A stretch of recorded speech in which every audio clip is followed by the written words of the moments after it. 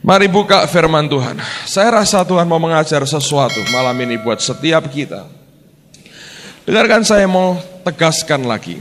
Kita ini manusia rohani. Dan sama sekali bukan manusia duniawi. Saudara dan saya harus belajar hidup dalam kontrol roh Tuhan. Saya berulang-ulang berkata bahwa manusia roh kita ini dikuatkan, kata Efesus, oleh roh Allah sendiri. Dengan demikian roh Tuhan itu tinggal pada roh kita. Kita tidak boleh dikuasai atau hidup oleh karena perasaan kita, oleh karena situasi dunia. Sebab kita bukan manusia duniawi, kita manusia yang rohani. Ketidaksanggupan kita hidup sebagai manusia rohani akan membuat kita sesungguhnya tidak berkembang. Saudara tidak pernah bisa menguasai keadaan, engkau akan dikuasai oleh keadaan. Nah, semua yang berasal dari duniawi, dari dunia ini, dari jiwa manusia, tidak bisa ditaklukkan hanya dengan cara-cara yang duniawi atau yang jiwani. Tetapi harus lebih daripada itu, manusia roh kita memang harus perkasa dan mampu mendobrak setiap keadaan yang kita alami dalam kehidupan kita. Nah, secara jujur kalau Anda ditanya, pernahkah saudara mengalami dalam hidupmu di mana hari-hari itu nampaknya begitu berat? Mau berdoa tidak bisa, mau nyembah Tuhan tidak bisa. Kalau Anda bisa main gitar, Anda mau pegang gitar, males rasanya. Pernah alami? Sering, banyak orang berkata begitu. Banyak orang berkata sebagian besar waktu saya. Sebetulnya kondisi berat seperti itu, kata banyak orang. Nah, dengarkan baik-baik, itu bukan sesuatu yang wajar, itu abnormal, saudara. Yang normal adalah kalau manusia rohmu yang menaklukkan dan menguasai engkau, saudara akan hidup dalam kemenangan Tuhan setiap hari. Dan itu yang normal sebetulnya. Dan saya percaya malam ini Tuhan mengajar kita sesuatu. Nah, mari kita buka 1 Korintus pasal yang ketiga. Perhatikan dulu pada ayat yang pertama dan ayat yang kedua. 1 Korintus pasal yang ketiga. Lihat mulai ayat yang pertama. Firman Tuhan berkata, dan aku, saudara-saudara, pada waktu itu tidak dapat berbicara dengan kamu seperti dengan manusia rohani. Dulu itu, Paulus berkata, aku gak bisa ngomong dengan kamu seperti ngomong dengan manusia rohani. Tetapi hanya dengan manusia, apa saudara? Duniawi. Yang belum dewasa dalam Kristus. Nah, dia berkata, susulah yang kuberikan kepadamu, bukanlah makanan keras, sebab kamu belum dapat menerimanya. Berhenti dulu, saudara. Waktu orang-orang Korintus ini pertama kali terima Yesus, hidup mereka mengalami perubahan yang luar biasa. Mereka lahir baru. Tapi orang yang lahir baru itu sebetulnya yang mengalami lahir baru adalah rohnya.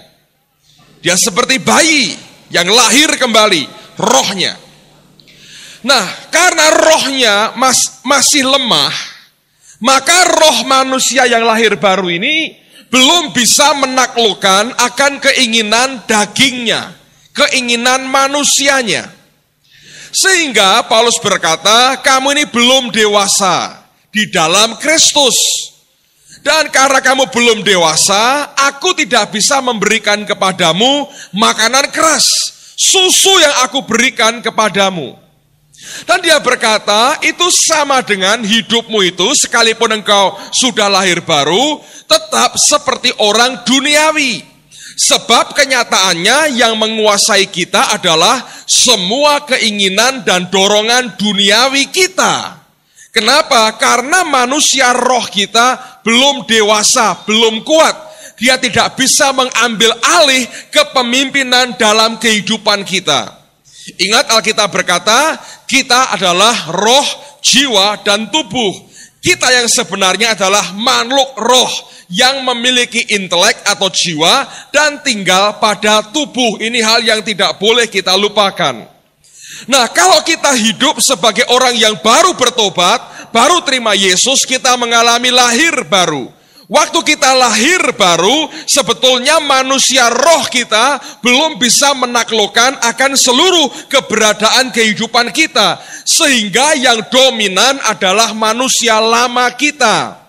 Memang betul engkau makin cinta kepada Yesus, engkau senang ke gereja, engkau suka baca Alkitab, tapi karakter, temperamen, dan semua dorongan hidup kita masih banyak dikuasai oleh jiwa kita yang belum diubah pada waktu itu. Makanya Alkitab berkata dalam surat Roma, kita harus mengalami pembaharuan budi, kita harus mengalami metamorfosa dalam kehidupan kita. Maka sejak kita lahir baru, sebetulnya itu baru merupakan titik awal. Awal dari apa? Dari perubahan-perubahan yang harus kita alami bersama dengan Tuhan kita. Orang yang lahir baru tidak berarti semuanya selesai. Dia baru memasuki akan tahap awal, yaitu metamorfosa. Perubahan. Dan itu yang sesungguhnya Allah kerjakan di dalam kehidupan kita. Nah, tapi dengarkan baik-baik apa yang kemudian Paulus katakan selanjutnya. Kalimat berikut ini sangat menyedihkan sekali. Dia berkata begini, ayat 2. Susulah yang kuberikan kepadamu, bukanlah makanan keras, sebab kamu belum dapat menerimanya. Ayat berikutnya, dan dia berkata begini, sekarang pun kamu belum dapat menerimanya. Ini yang celaka, saudara. Kalau dia berkata ayat pertama dan kedua tadi, itu dulu waktu pertama kali bertobat, aku belum bisa ngomong seperti dengan manusia yang rohani. Tapi dia berkata sekarang pun kamu belum dapat. Berarti gak ada kemajuannya. Ya betul dia lahir baru, tapi tetap manusia Kristen yang duniawi. Tidak bisa diajak ngomong sesuatu yang rohani. Dan dia berkata begini, ayat 3, karena kamu masih manusia, apa saudara? Duniawi. Ini yang repot. Nah, saya bacakan terjemahannya dalam bahasa Inggrisnya, berkata begini, Amplified menjelaskan bagus sekali. For you are still unspiritual, tidak rohani, engkau masih tidak rohani, having the nature of the flesh, engkau memiliki sifat-sifat alamiah dari kedaginganmu, yaitu under the control, di bawah kontrol of ordinary impulses, suatu dorongan-dorongan ordinary, dorongan-dorongan manusiawi biasa. Jadi yang engkau kerjakan ini dorongannya dorongan manusia biasa, ordinary impulses, getaran-getaran dan dorongannya adalah getaran dan dorongan yang biasanya manusia buat. Dan dia berkata, ini merupakan, dia berkata, unspiritual and of the flesh, behaving yourself after human standard. Engkau melakukan semua dengan standar manusia. And like unchanged man, dan seperti orang yang belum diubah. Nah, ini yang kita mesti perhatikan, dan saya melihat banyak sekali orang Kristen yang seperti ini. Jadi moodnya, dorongan di dalamnya itu tergantung dari manusianya. Kalau keadaan baik, dia begitu bersuka cita. Anda akan lihat ekspresinya nyembah Tuhan, kayak pemain balet, zing, zing gitu. Nanti kalau keadaan tidak baik, kayak orang linglung, kotong. Tikus, nggak ada, mati semua. Begitu. Jadi dorongannya apa? Jiwanya. Kalau rumah tangga orang tuanya sedang senang, happy, dia berangkat dengan sukacita. Yang mimpin puji-pujian lemes, dia pengen tendang orang itu, saudara. Tapi kalau rumah tangganya berantakan, sampai di gereja ya nggak ada apa-apa. Jangan muji Tuhan, dia bilang lemes. Gitu ya. Nah, orang begini Anda ikuti, mate, saudaraku. hidup kita akan betul-betul duniawi. Dorongannya ini, getaran hatinya ini, yang membuat gerak hatinya, impulsisnya ini manusiawi semua. Nah kayak begini jadi pemimpin, habis kita saudara. Dia hanya tinggal perasaannya. Perasaan. Seperti yang Hasto bilang, hujan dingin, mau diem saja. Saya ingat pitik, denger-denger gitu ya. Kalau hujanan itu pitik itu kan gitu ya. Nggak petok-petok, atau pitik, ayam. Ayam habis bertelur. Enggak, ayam belum bertelur. Saudara. Kalau hujan, apa kerjanya? Denger-denger. Kayak pitik. Kalau Anda mengaminkan, berarti kita pitik. Habis hujan, denger-denger. Dan itu memang faktanya begitu kan. Manusia begitu. Tapi kita ini manusia rohani. Dengerin, saya selalu begini. Kalau sepertinya semua tidak bergairah, semua lemes, semua apa, saya nggak urusan. Saya selalu berkata, aku manusia rohani. Aku bukan manusia jiwani. Dan kita lebih seneng, biarin aja Hasto nyanyi, kita denger-denger ya, duduk, ya karepmu mau nyanyi apa pokoknya. Tutup mata lah, bendak terlalu ketok, ndak rohani. Mikirnya enggak belayang-belayang. Dan itu kalau Anda biarkan, saudara sedang memanjakan dagingmu. Dalam waktu beberapa kali terjadi seperti itu saudara. Saya yakin, saya jamin. Tidak bisa sembahyang lagi, tidak bisa baca Alkitab lagi. Kayak pitik pileren.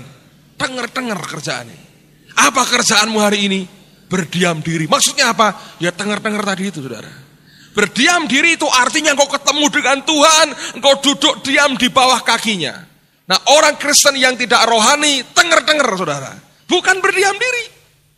Saya jamin Anda akan kesulitan bergaul dengan Allah. Kalau sudah begitu semua kering, Anda berkata, wih kita masuk padang gurun. Apa nih padang gurun saudara? Itu karpe dewe. Itu karena engkau manusia jiwani. Saya berdoa, saya minta Anda semua basicnya firman. Kalau enggak kita jadi orang aneh, tapi enggak ada powernya itu. Semua yang berasal dari Tuhan akan dilihat dari buahnya. Itu aja. Anda boleh klaim merasakan apapun. Kalau buahnya tidak bisa dilihat dan dirasakan oleh semua orang. Saya berkata bukan dari roh Tuhan. Dari jiwamu sendiri. Nah ini yang bahaya pada orang-orang karismatik. Seringkali kita merasa melakukan sesuatu yang rohani, padahal itu jiwani kuat. Dan buahnya tidak ada. Buahnya, Anda yang penting dilihat buahnya. Loh buahnya saya sejahtera, itu kan katamu. Orang lain lihat gak buah yang baik mereka nikmati dari hidupmu, itu aja. Simple, buah itu tidak bisa engkau klaim ini buah pribadi buat saya. Enggak ada itu. Buah itu seperti Yesus lewat pohon ara, enggak ada buahnya dia bilang mati saudara. Itu aja. Kalau orang bisa berkata aku menikmati yang baik dari hidupnya, luar biasa, tambah memberkati. Nah itu rohani saudara. Jadi sekali lagi saya mau katakan, Paulus berkata, dulu waktu kamu belum bertobat, kamu manusia duniawi. Kamu gak bisa aku beri makanan yang keras, susu aku berikan kepadamu. Terus dia berkata, tetapi dia berkata, dan sekarang pun kamu belum dapat menerimanya, karena kamu masih manusia duniawi. Nah dia kemudian menjabarkan begini. Lihat apa yang dia katakan. Sebab jika di antara kamu ada iri hati dan perselisihan, bukankah hal itu menunjukkan bahwa kamu manusia duniawi dan kamu hidup secara manusiawi? Karena jika yang seorang berkata, aku dari golongan Paulus, dan yang lain berkata, aku dari golongan Apolos, bukankah hal itu menunjukkan bahwa kamu manusia duniawi yang bukan rohani? Jadi apakah Apolos, apakah Paulus, pelayan-pelayan Tuhan yang olehnya kamu menjadi percaya, masing-masing menurut jalan yang diberikan Tuhan kepadanya. Aku menanam, Apolos menyiram, tetapi dia berkata apa? Allah yang apa? memberi pertumbuhan. Karena itu yang penting bukanlah yang menanam atau yang menyiram, melainkan siapa? Allah yang memberi pertumbuhan. Nah, dengan Bapak. Oh, kita enggak, Pak. Kita enggak ada golongan-golonganan, enggak ada. Dengerin. Ini artinya luas sekali. Segala sesuatu yang engkau hadapi dalam hidupmu, kalau ingin membuktikan apakah engkau ini rohani atau enggak, saudara. Dengerin Bapak. Semua yang engkau hadapi dalam hidupmu ini, saudara bisa lihat Tuhan enggak di balik semua itu? Atau engkau masih lihat manusianya atau keadaannya? Paulus bilang gak ada urusan itu Paulus atau Apolos, tapi Allah, semuanya Allah, semuanya Allah.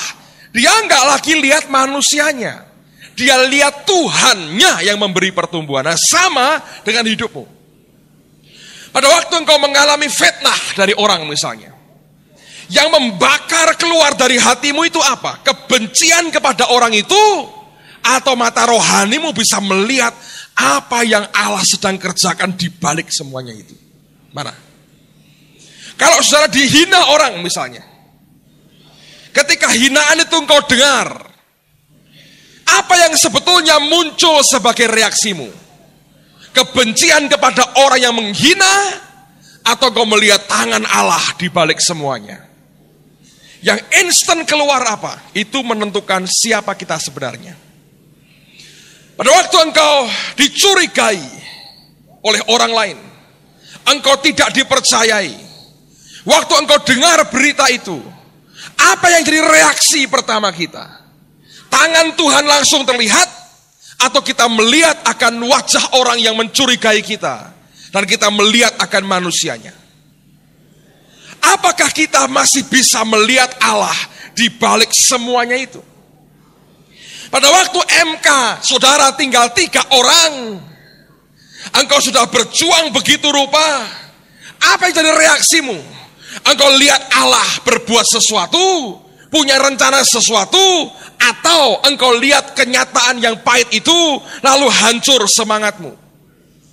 Nah, dalam hal ini, dalam segala aspek kehidupan kita, bisakah kita lihat Allah sedang berbuat sesuatu? Tadi sore istri saya sharing bagus sekali. Ayub pasal berapa? Tidak. Ini ayat, dengerin baik-baik. Ini membuka mata rohani luar biasa. Dan saya mau tunjukkan buat saudara, ini luar biasa. Baca inti. Ayub 12, pasal 12 ayat yang ke-9. Siapa di antara semuanya itu yang tidak tahu bahwa tangan Allah yang melakukan itu? Bahwa di dalam tangannya terletak nyawa segala yang hidup dan nafas setiap manusia. Bukankah telinga menguji kata-kata seperti langit-langit mencecap makanan? Konon hikmat ada pada orang tua dan pengertian pada orang yang lanjut umurnya. Tetapi pada Tuhanlah hikmat dan kekuatan. Dialah yang mempunyai pertimbangan dan pengertian.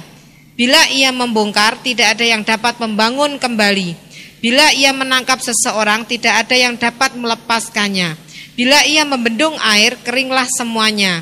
Bila ia melepaskannya mengalir, maka tanah dilandanya. Pada Dialah kuasa dan kemenangan. Dialah yang menguasai baik orang yang tersesat maupun orang yang menyesatkan. Dia yang mengiring menteri dengan telanjang dan para hakim dibodohkannya. Dia membuka belenggu yang dikenakan oleh raja-raja dan mengikat pinggang mereka dengan tali pengikat. Dia yang mengiring dan menggeledah para imam dan menggulingkan yang kokoh. Nah, kita berkata dia yang menguasai baik yang disesatkan maupun yang menyesatkan. Saudara lihat tangan Tuhan di balik semua itu. Dia kontrol semua hidup kita. Orang yang duniawi akan lihat semua dengan cara duniawi dan dia akan cari penyelesaian duniawinya. Orang yang rohani dia akan lihat Allah di balik semuanya itu dan dia akan segera tahu apa yang Tuhan maksudkan dengan semuanya itu. Jadi kalau saudara bermain-main dengan kata-kata untuk menunjukkan bahwa engkau orang yang rohani. Simple sekali. Apakah yang dilihat oleh orang itu sesuatu yang berasal dari Tuhan atau bukan dari Tuhan? Tidak berarti lalu kita dengan gampang menggunakan nama Tuhan, saudara. Enggak. Tetap engkau akan diuji dari buahnya. Apakah hidupmu menghasilkan sesuatu yang betul-betul berbuah dan orang bisa mengecap, menikmati kebaikan dari buah itu. Nah, Paulus berkata, dulu kamu belum bisa terima makanan keras, sekarang pun kamu tidak bisa dan belum bisa menerimanya. Kamu masih manusia duniawi. Dan kemudian lihat lagi apa yang kemudian dia katakan. Pasal 2 ayat yang ke-14, Paulus berkata begini. Tetapi manusia duniawi tidak menerima apa yang berasal dari Roh Allah. Karena hal itu baginya adalah suatu kebodohan. Dan ia tidak dapat memahaminya. Sebab hal itu hanya dapat dinilai secara rohani. Tadi sore saya baca buku Watchmeni. Anda perlu baca buku itu. Kekuasaan dan Ketaatan. Rema masih punya? Itu buku bagus sekali, Anda perlu baca itu. Saya belum selesai, tapi saya menyimpulkan begini, saudara ya.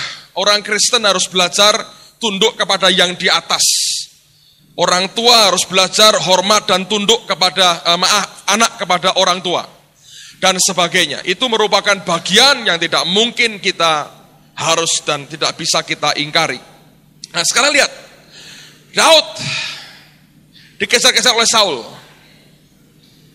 Ada cerita menarik sekali. Dan ini orang rohani. Dan di sampingnya ada seorang tentaranya, sahabatnya yang sama sekali duniawi. Satu kali ketika Daud bisa mendatangi Saul yang tertidur. Apa yang Alkitab katakan? Daud tidak berani bunuh orang itu. Pegawainya berkata apa? Bunuh saja, ini kesempatan. Dia berkata, jangan, aku tidak bisa menjamah orang yang diurapi. Yang dilihat Daud itu urapannya, roh yang di atas Saul itu loh. Sedangkan temannya melihat ini sebagai kesempatan nyingkirkan Saul. Daud tidak lihat Saulnya, dia lihat urapan yang di atasnya. Lalu Alkitab berkata apa? Dia memotong punca jubah daripada Saul. Pucuk ujung daripada jubah Saul yang dipotong. Firman Tuhan berkata, Anda cek di Alkitabmu, Alkitab berkata waktu dia potong itu hatinya berdebar-debar. Kenapa? Templaan roh Allah itu kuat. Engkau berkata engkau tidak mau sentuh dia, tapi engkau sentuh pakaiannya, engkau sentuh jubahnya. Jubah itu simbol daripada kekuasaan, otoritas diberikan, pengurapannya diberikan di situ. Dan waktu dia potong jubahnya, Alkitab berkata hatinya berdebar-debar. Ini orang rohani. Kali yang kedua, dia berhasil mau bunuh lagi Saul, tidak berani Daud potong jubahnya. Apa yang dia ambil? Dia ambil tombak dan buli-bulinya. Dia hanya ambil barang di luar tubuh daripada Saul. Ini orang yang cepat ngerti apa yang Tuhan katakan dalam hati. Saudara. Nah, dicari orang Kristen yang semacam ini pada akhir zaman. Cepat ngerti apa yang rohnya katakan.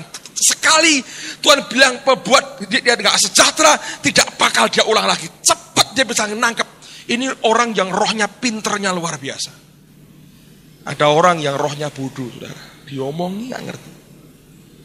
Dan akhir zaman Alkitab berkata, banyak orang pengen diajar, tapi tidak pernah ngerti sebetulnya.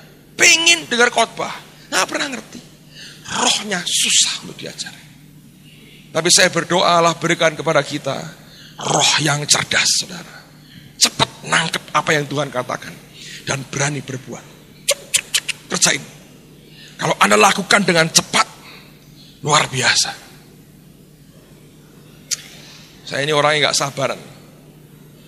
Saya ini maunya orang bilang saknyet gitu, saudara.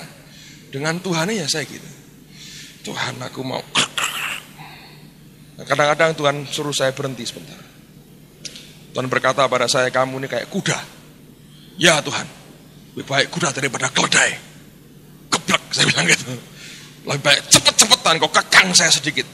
Daripada saya, waduh pelan tidak bergerak-gerak dan akhirnya tidak kemana-mana. Dengan baik-baik saudara. Saya mau semua kita nyadari. Anda dan saya harus tumbuh. Jangan lagi bergerak oleh karena dasar perasaan. Oleh situasi sekitar. Nggak bisa. Engkau mesti taklukkan itu. Setiap hari engkau perlu belajar. Tidak boleh ada hari di mana engkau lemah, tidak berdaya. Kalau enggak kuat cari teman orang Kristen lain, doakan saya. Gitu dong. Jangan lepaskan satu hari pun tanpa kemenangan. Engkau harus bisa menundukkan semua perasaanmu. Jangan lagi ada orang berkata, waduh gua enggak pernah hari ini lemes. Enggak ada lagi itu saudara. Begitu engkau merasa lelah, tidak mampu lagi, datang ke orang lain, doakan saya cepat. Bahasa roh, tumpang tangan, jebret, selesai. Bangkit rohnya. Taklukkan jiwani kita. Semua perasaan-perasaan bukan Tuhan singkirkan dalam nama Yesus. Pokoknya gua mesti menang hari ini. Ya itu yang benar saudara. Tidak boleh ada hari tanpa kemenangan dalam hidup kita. Amen saudaraku. Jangan mau digoblokin sama jiwa kita sendiri. Kalau jiwa kita ini kayak pitik saudara. Ya, hujan, denger-denger kayak pitik piler gitu. Diajak nyanyi nggak bisa. Dan itu tidak bisa ditaklukkan dengan cara jiwa nih. Bangkitkan rohnya. Minta roh Tuhan yang bakar roh kita. Yang bisa menundukkan adalah roh kita. Nah, apa keuntungan berikutnya orang yang rohani? Pasal 2 ayat yang ke-6. Alkitab berkata begini. Ini bagus sekali. Pasal 2 ayat yang ke-6. Sungguh pun demikian, kami memberitakan hikmat di kalangan mereka yang telah matang, yaitu hikmat yang bukan dari dunia ini, dan yang bukan dari penguasa-penguasa dunia ini, yaitu penguasa-penguasa yang akan ditiadakan. Dia berkata begini, yet when we are among the full grown, tetapi namun, kalau kami ini ada di antara orang-orang yang dewasa, spiritually mature Christians, ripe in understanding, yang dewasa dalam pengertian, orang Kristen rohani dewasa. Kami melakukan apa? Membagikan, mengimpartasikan a higher wisdom, suatu hikmat yang lebih tinggi. Dia berkata the knowledge of the divine plan, pengetahuan akan rencana Allah previously hidden, yang selama ini tersembunyi. Kalau Anda orang Kristen yang rohani, engkau akan bisa menerima impartasi a higher wisdom, hikmat yang lebih tinggi, yaitu pengetahuan akan rencana Allah yang selama ini tersembunyi. Engkau akan ngerti apa yang Tuhan rencanakan. Dan waktu kita melakukan itu, orang akan dibuat terkejut dan kagum.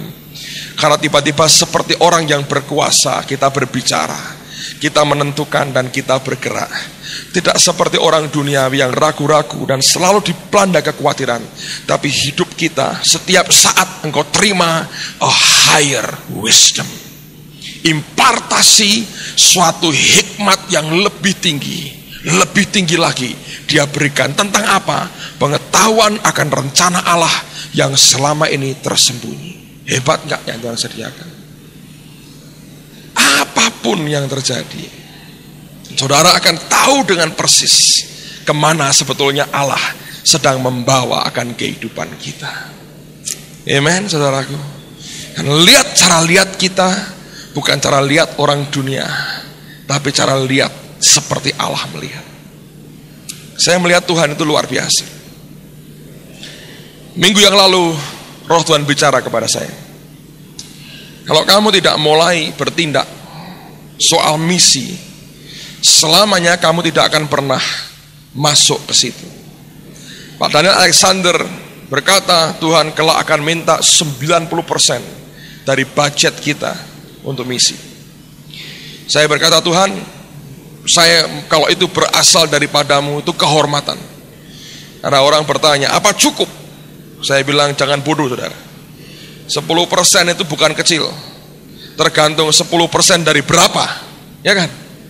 Kalau 10% dari 100 ya cuma captun, saudara. Ya nggak cukup. Tapi kalau 10% dari cepek tiao ya cap tiao, ya cukup, saudara. Untuk kita rutin. Cukup nggak? Cukup. Sementara ini. Lebih dari cukup. Jadi kalau kita berpikirnya bodoh sekali, duniawi ya nggak cukup, kita berkata apa cukup ya nggak cukup. Tapi kalau kita berkata Allah yang besar ya akan cukup sekali. Bahkan saya exciting sekali. Waduh, kalau cuma diberi 10%, 90% dia minta balik. Saya berkata artinya gede sekali. Kan Tuhan Allah yang pintar dan jenius, saudara. Ngerti kebutuhan kita, ya. Jadi kita tahu, tapi sekarang gereja gedung belum selesai, kebutuhan masih banyak sekali. Roh Kudus berkata kalau kamu tidak mulai melangkah, nggak akan ada apa-apa. Jadi saya berkata, baik Tuhan, saya melangkah. Saya berkata pada teman-teman, sisihkan 10% lagi. Tapi kalau orang ngasih gedung, biarkan buat gedung. Saya nggak mau kotak-kotak yang itu. Kecuali gedung memberi perpuluhan, tapi yang lain saya nggak mau. Kecuali panitianya nanti satu kali digerakkan Tuhan yang sama, itu urusan mereka. Tapi yang lain soal perpuluhan, ucapan syukur, saya bilang ambil 10% lagi. Nah, saya ngomong terang-terangan ya. Persembahan kita minggu kemarin 15,6 juta, saudara. Itu belum termasuk persembahan khusus Anda untuk ke India, itu lain lagi. Tapi Tuhan berkati kita, persembahan kita total itu dengan gedung juga 15,6 juta. Jadi seandainya semua diambil perpuluhan lagi, 10% lagi, kita harus berikan 1,5 juta, 1,6 juta. Tapi ternyata dalam minggu ini kita sudah keluarkan untuk misi itu 2,5 juta, saudara. 2 juta untuk ke India, 0,5 juta untuk ke Sri Lanka. Saya sendiri keluar pribadi ada sekian. Tapi gereja sudah keluarkan 2,5 juta. Berarti sudah lebih dari 10% ini targetkan. Saudara tahu, tapi Allah tidak pernah utang. Tadi siang ada orang telepon, bukan jemaat di sini, Pak, temannya Pak Chandra. Pak, kami ini disuruh Tuhan memberkati untuk pembangunan gereja. Oh ya? Waduh, ini bukan jemaat, saudara. Pernah beberapa datang ke sini. Datang mereka berdua, kita ngobrol sampai siang. Dia berikan persembahannya. Persis 2,5 juta. Siapa yang untung? Yesus Kristus, saudara. Kita untung ketaatan, saudara, ya. Tuhan taunya melihat kita memberkati India dan Sri Lanka. Dan memang uang itu seharusnya kalau kita bisa simpan, memang kan kembali ke gedung. Dia buktikan dia nggak pernah utang, persis dengan jumlah angka yang sama. Ini orang ngasih untuk persembahan bangunan. Saya belajar, saya bilang, oh saya tambah semangat kalau dibilang. Saya tambah semangat, sebab pengalaman pribadi saya. Kalau Tuhan sudah mulai minta-minta begitu, nyuruh merintah-merintahkan begitu, makin tinggal sedikit duit saya makin semangat, saudara. Makin suruh nghabiskan, saya makin semangat. Makin sudah lama nggak disuruh ngasih-ngasih, saya makin bertanya-tanya, kapan saya disuruh ngasih. Sebab selalu dia lakukan sesuatu yang luar biasa pada akhirnya. Anda ngerti? Saya berkata, itu aja modalnya kita. Oh ya, bukan cuma senang atau nggak senang. Tuhan suruh apa? Kerjain. Saya percaya sesuatu yang luar biasa akan terjadi. Amen, saudaraku. Itu cara Tuhan, selalu dia lakukan sesuatu yang hebat di tengah-tengah kita. Dan saya rasa dia beri rekor baru dalam minggu pertama. Ya, berapa? 18 juta lebih, saudara. Dalam 1 minggu pertama. Saya yakin anugerah Tuhan makin besar. Tapi mari hidup dengan roh kita, bukan dengan jiwa kita. Saudara akan mengalami sesuatu yang baik. Kemarin, tadi ya, kemarin saya terima fax dari Bill, itu yang dari koordinator dari training, saudara kita Eling yang ikut. Kamu diberi grade A sama Bill, semua perfect katanya. Kalau nggak percaya bacain. Dia cerita begini, ini ngomong ada orangnya. Memang bahasa jadi hambatan buat Eling. Tapi dia banyak mendengar dari Tuhan langsung. Oh, gurunya aja ngeri sama dia. Dia banyak dengar dari Tuhan. Dia ceritain semua. Bagus. Seren janjian ketemu sama saya di Jakarta. Saya memberitahu saudara, manusia rohani Anda bisa bergerak begitu leluasa, sekalipun jiwamu dan dagingmu menghambat engkau luar biasa. Manusia rohani akan membuat, kalau kita bergantung pada roh kita, itu akan membuat kita makin kuat dan makin solid, dan makin kuat dan makin solid. Saya mau beritahu teman-teman, semua aktivis, dengerin baik-baik, semua ketua MK, dalam waktu tidak lama Tuhan akan bawa kita masuk dalam langkah-langkah yang mungkin akan tajam-tajam belokannya. Saya mau siapkan hatimu saja. Saya tidak tahu persisnya apa, tapi yang saya rasakan dalam roh saya, Dia mau bawa kita dalam suatu perjalanan di mana tiba-tiba arah Tuhan bergerak begitu tajam, perubahannya akan tajam, dan jangan kaget kalau Dia bawa ke situ. Karena Tuhan ngomong sama saya, kamu ini kayak kuda, dan Dia mau pakai kudanya ini untuk bergerak cepat, saudara. Saya pikir-pikir benar. Saya bilang, saya ini kayak kuda apa Tuhan? Kamu kayak kuda yang aku kendarai sendiri. Selalu itu tidak pernah bisa dibuat main-main, saudara.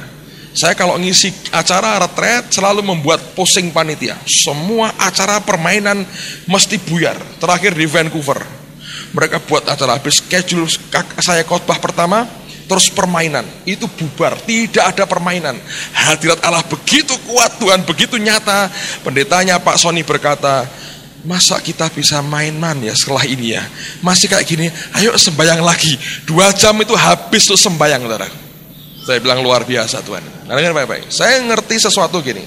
Saya lagi kayak disiapkan Tuhan seperti janda yang hanya punya minyak sebuli-buli kecil. Dan saya dengar suara Tuhan saya berkata, minta tempayan dan jangan terlalu sedikit.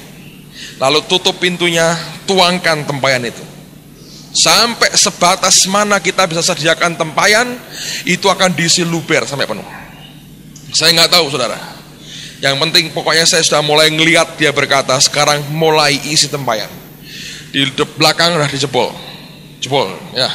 Saya mau nanti minggu depan, hari Minggu kita berdoa sesuatu. Kedangkan tanganmu ke arah kanan, saya nggak tahu utara selatan, saya nggak tahu. Pokoknya kanan, utara, depan, muka, belakang, saudara.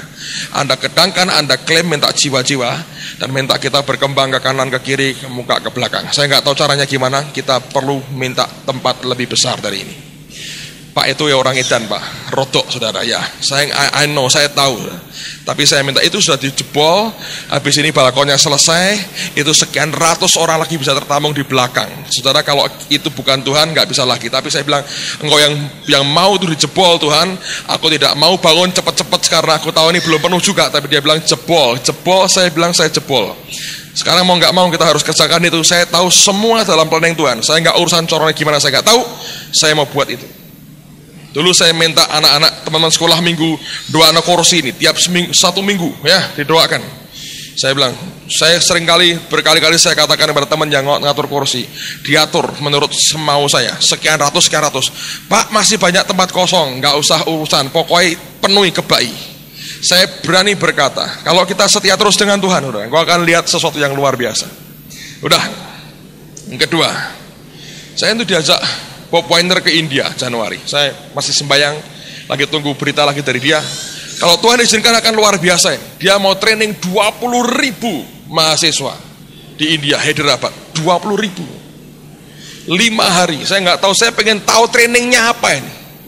Bisa membuat orang-orang militan, nggak loyo, nggak lemesan, tapi bisa kuat militan. Bulan Februari saya mau ke Singapura. Saya mau belajar manajemen gereja. Seminggu saya mau duduk di gerejanya orang, saya mau belajar manajemennya gereja. Tuhan berkata, pokoknya bejananya buat, sediakan tempayan sebanyak-banyaknya. Dan 2 hari lagi saya minta semua full time di kantor sesuai dengan bagian masing-masing buat proposal. Mau ngapain Januari, Februari, Maret 97. Saya tahu beberapa mereka pusing, mestinya dikerjakan. Saya bilang, pokoknya saya minta sebelum minggu ini selesai. Ayo, saya mau tahu bejananya segede apa, saudara. Saya bilang, karena orang berkata, Pak ini impian kosong, ini omong kosong. Saya bilang, tidak, saudara. Saya percaya kita sanggup lakukan sesuatu bersama dengan Tuhan. Amen, saudara. Jangan jadi manusia duniawi. Jangan jadi manusia jiwani. Jadilah manusia rohani. Kok ketoknya omong gede, Pak? Meh podo, saudara ya. Omong gede sama iman meh podo. Tapi ini bukan omong gede. Anda kan bisa meleh-meleh saya kalau saya omong gede, saudara. Tapi kalau ini berasal dari iman, Anda harus tahu. Karena Anda ngeri. yang dibuat mengerikan sekali. Saya bilang sering kali Tuhan beloknya beda dengan apa yang diarahkan. Tapi saya melihat ada sesuatu yang di depan kita. Amen, saudara. Kita seperti orang Antioquia. Barnabas datang dan lihat akan kemurahan anugerah Tuhan. Semua orang datang nubuati kita kayak begitu, saudara. Semua berkata anugerah Tuhan itu luar biasa. Terakhir Eva, saya suruh doain saya sebelum pulang di rumahnya Bu Suwani. Saya bilang, Eva doain saya. Ketawa, gak mau. Dia bilang, kamu kok minta saya mendoakan? Saya didoakan, saya belum didoakan. Kamu doain orang begitu banyak. Lah gua kapan didoakan? Saya bilang. Dia doakan lah gitu. Saya ketawa, hampir gak mau doakan saya. Saya bilang, semua orang lihat anugerah. Tapi saya berkata, kita tidak pernah mau manfaatkan anugerah Tuhan untuk kepentingan kita sendiri. Amen, saudaraku. Jadi mari jadi orang yang rohani. Itu ya, rohani. Nah, saya percaya sesuatu yang luar biasa di hadapan kita. Dan jangan ada seorang yang punya cita-cita hanya pengen jadi penonton. Tapi saya berkata Tuhan sedang melakukan sesuatu yang luar biasa. Saya masih ingat Bu Linda pernah cerita sama saya. Sebab ini karunia iman. Bu Linda pernah cerita dengan saya. Dia datang ke tempat Betani Surabaya, masih bentuk awning dari awning atapnya. Kebaktian masih belum banyak. Itu bulan April masih belum banyak. Ibu-ibu tua yang ikut. Pak Alek nih bilang, nanti Natal tempat ini penuh. Bu Linda bilang, mosok bisa sekian bulan penuh. Nah dia bilang, tapi dia ingat ditulis dari hatinya, nanti Natal gua mau kebaktian di situ. Mau lihat betul tidak? Dan persis Natal, saudara, penuh dengan orang. Bisa tuh, wong Tuhan. Ya, tidak akan kita bangun kerajaan sendiri. Kita bangun kerajaan surga bersama dengan Kristus Yesus. Amen, saudara. Jangan jadi pitik pilar, saudara. Jangan. Amen, saudara. Ayo berdiri bersama-sama.